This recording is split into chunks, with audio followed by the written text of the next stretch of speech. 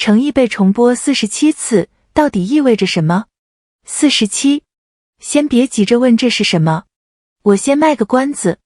我先问你一个问题啊，你平时判断一部剧到底火不火，一个演员到底行不行，是看什么？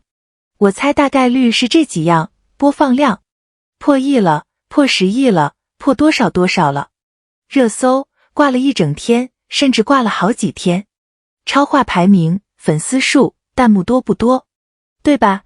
这些是我们最熟悉的，一睁眼就能看到的指标。宝子们，今天我想跟你聊的，偏偏是另一个数字，一个几乎没有人拿出来单独说，平时也上不了热搜，但是在我看来，诚实的多，也硬得多的数字，就是这个47。你猜怎么着？我最近越琢磨越觉得这里头有东西，因为它可能是整个行业里最难被买到的一种数据。行，那我先把话说清楚，免得你误会我今天要干嘛。我不聊八卦，不扒黑料，更不带节奏。我今天就想安安静静的跟你掰扯一个机制，一个原理。而且我给你个承诺，这期视频你要是能看到最后，哪怕你根本不追星，平时压根不看娱乐新闻，你也能带走一个特别实用的小工具，一个专门用来判断娱乐数据到底有几分水的思维工具。这个东西你以后看任何行业的新闻可能都用得上。好，那咱们开始。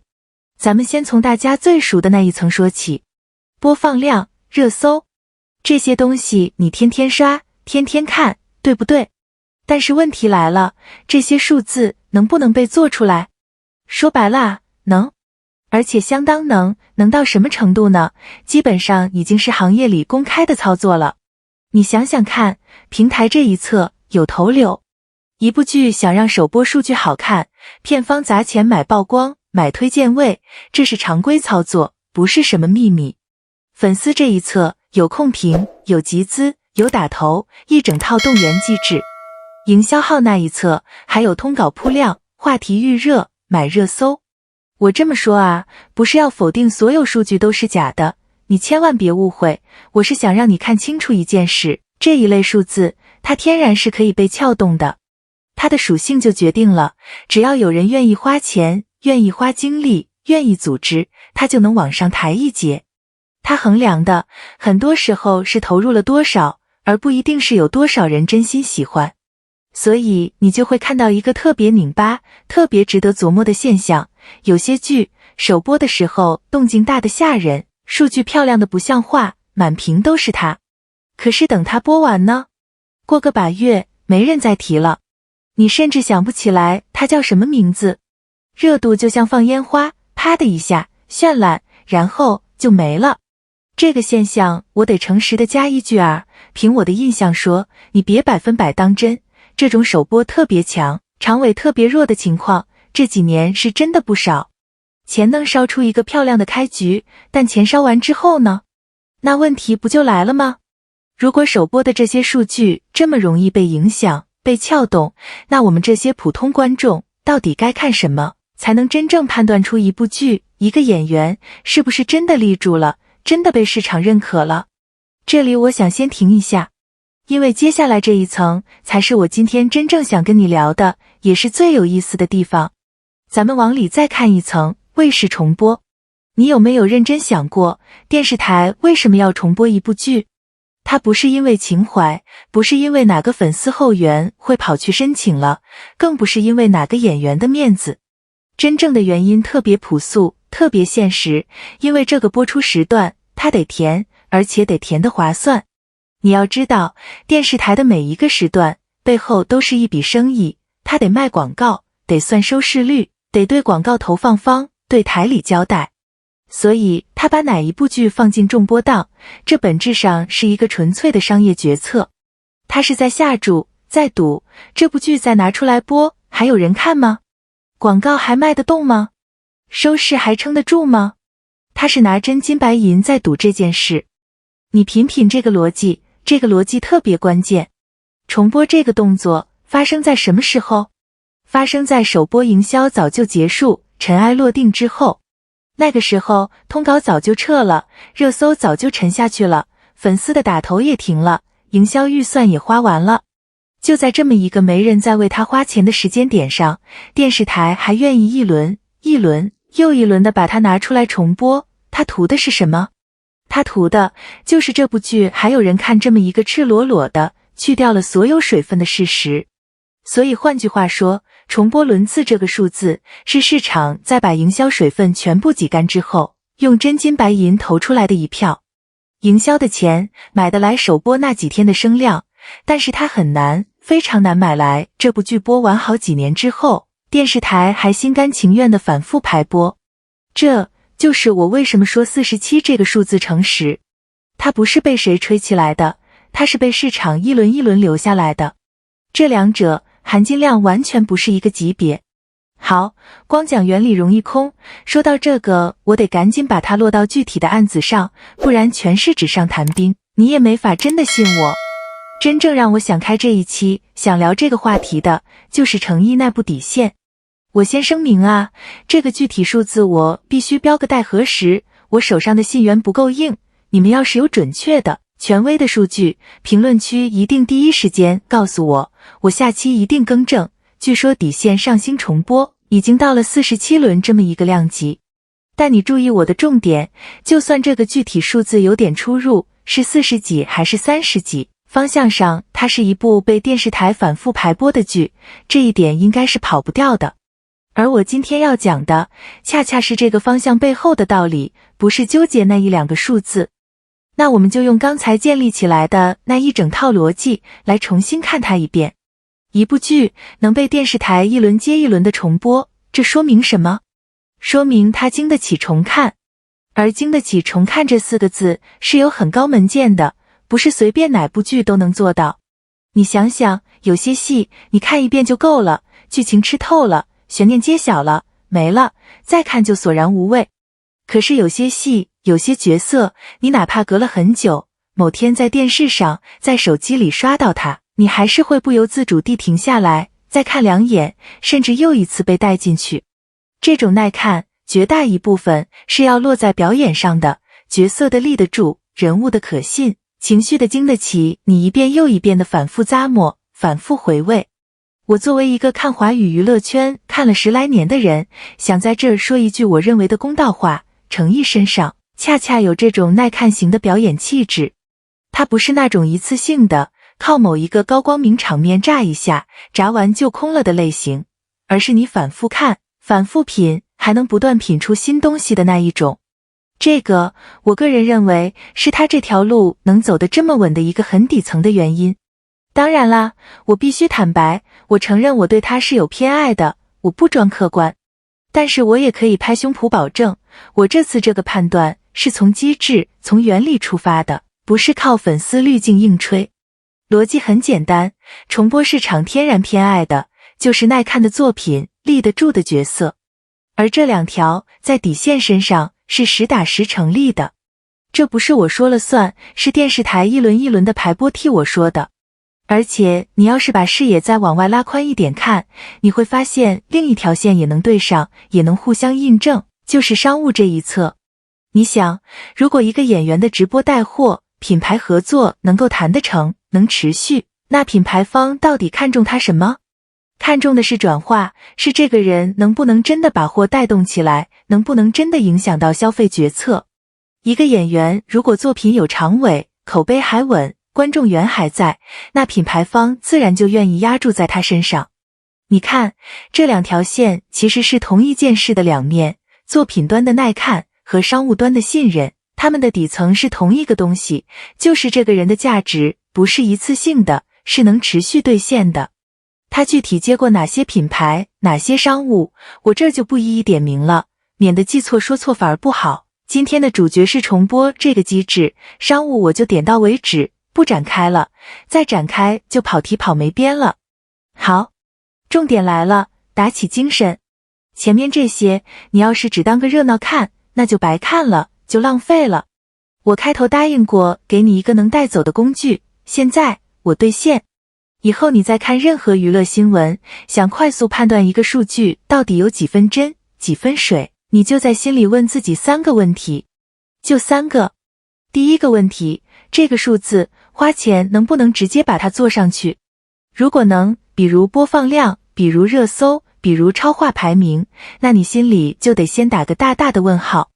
它反映的可能是投入了多少，而不一定是有多少人真的喜欢。别被它一上来就唬住。第二个问题，这个数字是不是发生在营销周期结束之后？如果是，比如重播轮次，比如一部剧播完很久之后，还有人自发的复看、二刷、反复讨论，那它的含金量就高得多。为什么？因为在那个时间点上，已经没有人在为它花钱了。没人花钱还留下来的东西才是真的。第三个问题，也是我个人觉得最狠的一个，做这个决定的人是不是在拿自己的真金白银下注？电视台重播是拿广告位，拿收视在赌；平台长期给一部剧推荐位，是拿宝贵的流量在赌。谁是在用自己的钱、自己的资源下注，谁的那个选择就更诚实，更值得你信。嘴上的夸奖不值钱，拿钱投的票才值钱。记住这3条，你把它当成一张数据体检卡。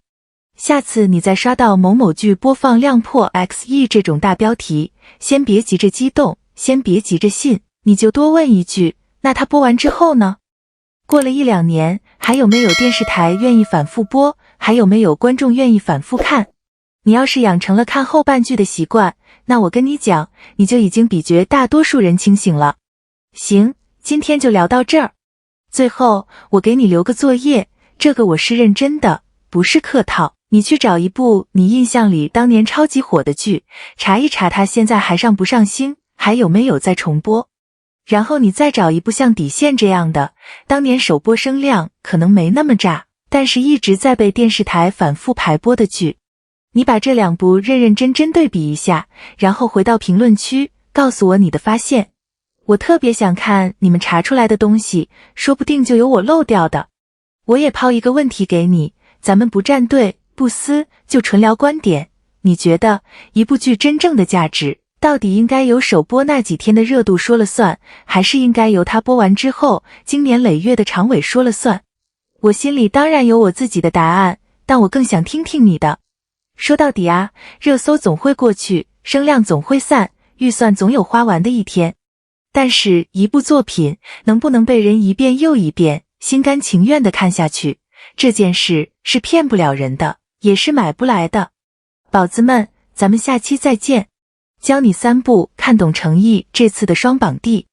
一个数字，一部还没播的剧，同一个时间点压住了2张完全不一样的榜，2张的第一都是它。你先别急着说这有什么，咱们把这事儿摆平了看，一张榜亮的是内容，一张榜亮的是人气，是2套逻辑，2个坐标系。正常情况下，这俩很难被同一部作品在同一个还没开播的节点上一起顶到最高。所以今天这期咱不吹谁也不踩谁，我想干一件更有用的事，把这个反常的数字当个案例拆给你看，它到底反常在哪儿。看完你能带走一套自己也能用的看榜工具，下次刷到任何未播先火、断层领跑，你自己就能判断是内容真香还是数字被推。宝子们，坐稳，咱们开始。那么问题来了，这2张榜到底在量什么？先说清楚啊，这块我尽量说准。一般来说，所谓影视榜这一类，量的偏内容侧，招商、物料热度、播出期待、讨论走向，大方向是这部戏值不值得看。而人气榜、人物榜这一卦，量的是另一回事，粉丝动员、话题声量、搜索和互动的活跃度。说白了，一个偏戏，一个偏人。这里我得插一句，很多人一听人气榜就撇嘴，觉得那不就是打头堆出来的虚火吗？我不太同意这个说法。你想想看，人气榜本身是个中性指标，它就是老老实实在量有多少人在为这个人动起来，在讨论他。动员力强，讨论度高，这是客观存在的热度，它不撒谎，它只是不负责回答戏好不好这个问题而已。把人气直接等于虚，这本身就是一次误读。好，表面这层说完了，可真正有意思的地方其实在后面。你注意一个细节，这部戏还没播。没播意味着什么？意味着内容这个格子本来应该是空的。观众连一集都没看过，凭什么给内容值不值得看打一个第一出来？按理说，一部零成品的戏，在内容项的榜上是没有素材可以支撑它冲顶的。可它偏偏冲上去了，而且和人气像那张榜一起冲上去了。我换个更笨但更清楚的说法，你把这想成一道概率题，两张口径不同的榜，各自的第一能砸到同一部作品头上，这个重叠本身概率就不高。再叠一个更苛刻的条件，这部作品还没有内容可评价。那么，能同时解释重叠又解释内容格子被填满的变量，几乎就只剩一个了。不是戏，是人。这就是我觉得这次这个数字比一般的报更值得说的地方。它不是单张榜的热闹，它是两个不同维度互相印证，而且是在内容还没出场的情况下互相印证。这种时候，能把本该由内容撑起来的那一格也一并撑住的，是演员本人的牵引力。这一步是长远布局里才攒得出来的底气，不是临时能堆的。哦，对了，这里我得保留一点，具体是哪两张榜，精确到哪天的口径，我手上的信源不算特别硬，细节大家以官方为准。但双榜同站，未播先火这个大结构是站得住的。那问题就自然滑到下一个，这份能压住两张榜的牵引力是凭空冒出来的吗？当然不是。咱们把线拉长看，很多人是从琉璃莲花楼才认识程毅的，但这条线其实起得很早。早年青云志里的林惊羽，那会儿他就是个不太被注意的位置。然后是琉璃的雨丝凤，破碎感这个词能变成内娱评价男演员的一个专用标签。很多人都说，差不多就是从丝凤这个角色开始被叫响的。到了莲花楼的李莲花，是把这套美强惨、克制式的破碎推到了一个新高度。我一直觉得，破碎感这三个字被用烂了以后，反而模糊了它最初的分量。它不是哭得好看，它是一种人物明明在承受巨大的痛，却拼命往回收、往下压，那种美里透着疼的层次。这个是需要用微表情、用眼神、用整个身体的松垮去堆出来的，不是天生长一张脸就能给的。有人可能会说，10几年才熬到今天，是不是走得太慢了？我倒觉得这话得反过来说，这10几年不是被埋没，是攒。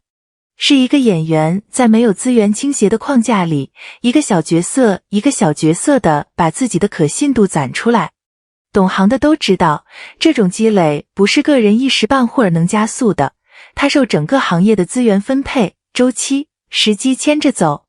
而据我看到的报道，他这2年是走到了官方点名这一步，被央视这样的平台正面提及，被拿去跟东方武侠这类说法挂钩。具体的次数和原话我就不打包票了，大家以官方发布为准，但这个方向本身就是一种背书。一个演员的定位，从作品被看见、被抬到被拿去定标准，这个跳跃不是每个人都够得着的。至于未播捧太早，小心翻车这种担心，我理解，但我得说，这里有个逻辑错位。未播期的榜亮的是期待值，成品好不好，亮的是另一套东西。你不能拿期待值去预判成品，更不能因为期待高，就反过来质疑这个人。这两码事。期待高，恰恰说明前面那些作品攒下的信任是真金白银在的。行，拉回来。说到未播先火，就绕不开另一个特别爱出现的词，断层领跑。断层这2个字杀伤力很强，你一听就觉得，哇，甩开第2名一大截，不在一个次元。但这里我想教你一个冷静的读法。断层是个绝对化的修辞，它给你的是一个感觉，不是一个数字。真正要判断差距有多大，你得看相对数据，第1和第2到底差了多少百分比。差5%也能叫领先，差50%那才叫断层。光看断层2个字，你是量不出真实距离的。我说这个不是要泼冷水啊，别误会。恰恰相反，程毅这次的情况反而比单纯一个断层领跑更硬。为什么？因为它不是靠一张榜的断层在撑，它是2张不同口径的榜互相印证。单榜断层，你还能怀疑是不是话术，两榜同站，这个解释空间就被挤掉了一大半。所以这次我给的判断是可信度偏高。当然，这只是我个人的判断，不绝对。聊到这儿，我想给你留个真能带走的东西。下次你再刷到任何未播先火、断层第一，别急着信，也别急着骂，问自己3个问题就行。第一，这个榜亮的是内容还是声量？量声量的榜能说明多少人在动，但不直接等于东西有多好，两者别混。